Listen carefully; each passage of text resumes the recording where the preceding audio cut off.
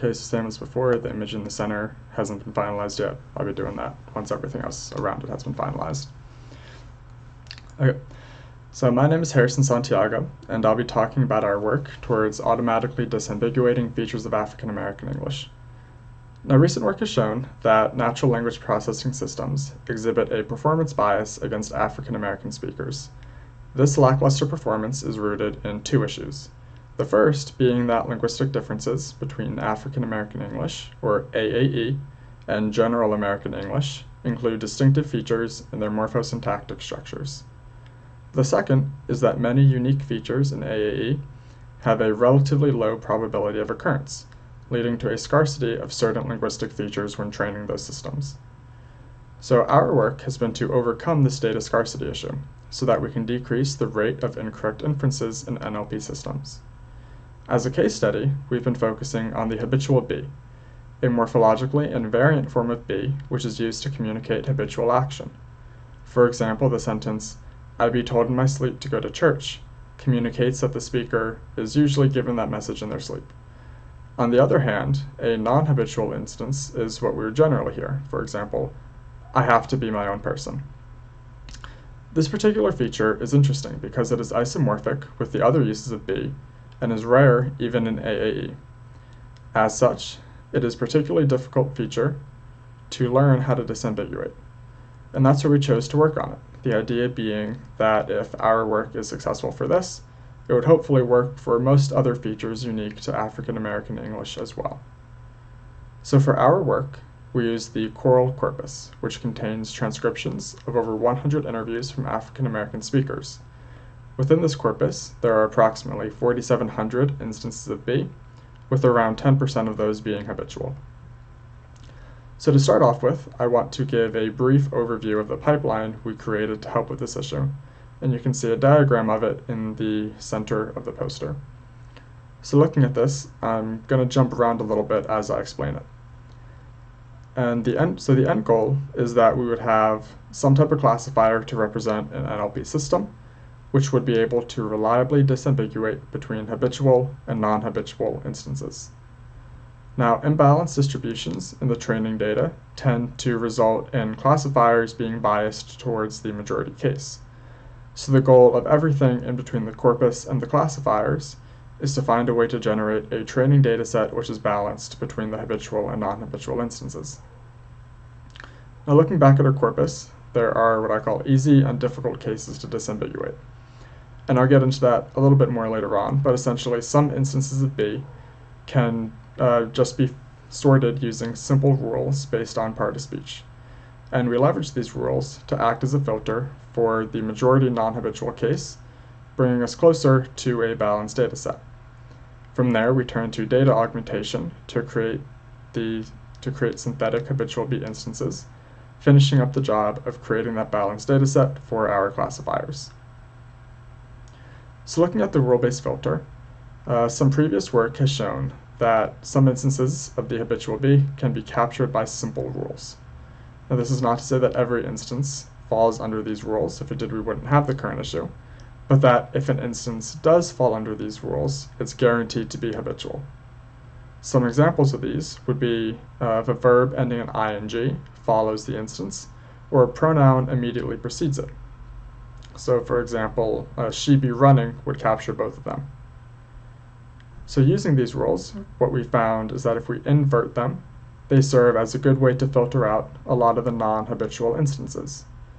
So using the previous example, if the word following the instance is not a verb ending in ing, and the word immediately preceding it is not a pronoun, we are almost guaranteed that the instance is not habitual. And looking in the chart in the bottom left, we see that this filter worked really successfully, turning the data set from roughly 10% habitual to roughly 30% habitual. Beyond this, the filter also serves to distill the corpus into cases where NLP systems would struggle. That way we aren't distracted with instances that can already be disambiguated.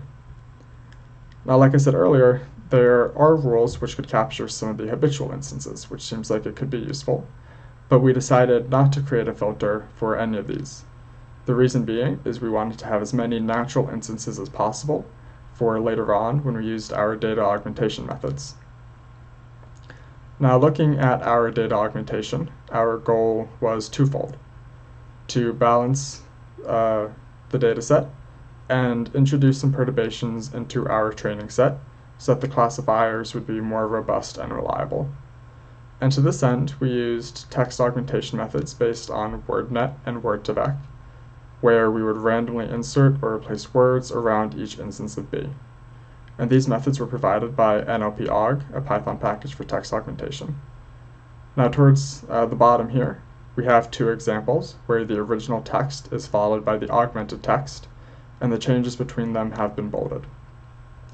And these examples highlight some of the differences in how the augmentation can occur, where changes like here to hither may sound a little bit awkward, but ultimately don't change much, compared to the combination of insertion and replacement, where kinds becomes dizzying array, and that totally throws off the meaning of the sentence.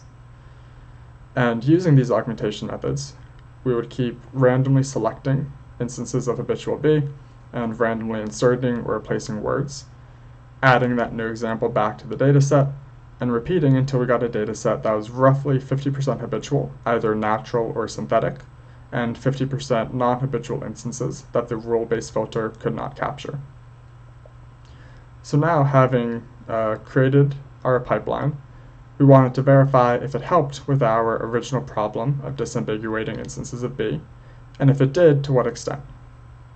So to test this out, we used three basic machine learning models for binary classification, specifically a logistic regression, a support vector machine, and a multi-layer perceptron. We also constructed an ensemble model, which would take the majority decision of those three. The reason we chose three basic models was due to the fact that our dataset was still relatively small. Now, for each of these models, we chose to make the training features the counts of the number of occurrences for each part of speech in a window around each instance of B. We did this because with the importance of part of speech in our rule-based filter, it seemed reasonable to base our machine learning classifiers on it as well. So for testing, we performed 20 trials.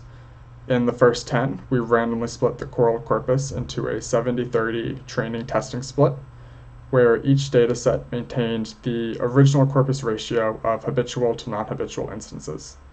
And this served as a baseline method where we could see how the classifiers would normally perform. And in the center column of the table on the upper right, you can see the F1 scores these classifiers got when deciding if an instance of B was habitual or non-habitual.